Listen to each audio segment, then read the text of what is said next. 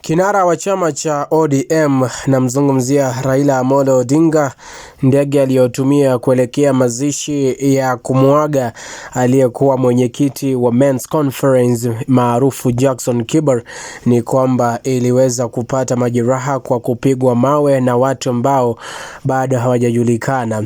Ni kwamba Raila amesema ya kwamba ameshangazwa na jambo hilo, akiomba watu kutoka eneo hilo kama gavana kwenye kaunti hiyo ambaye ni Jackson Mandago aweze kutoka nje na kushitumu vitendo kama hivyo.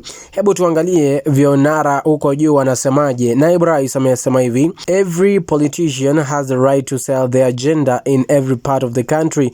We should listen, evaluate their policies and then decide whom to support. Political violence is retrogressive, divisive and tears down our democracy.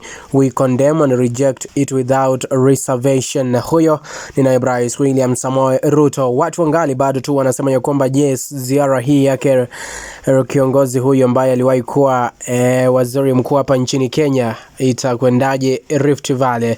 Ni mkoa ambao ameanza kusafiri leo, lakini mambo yamekuwa ndivyo sivyo. Hii ni Kangwana Media.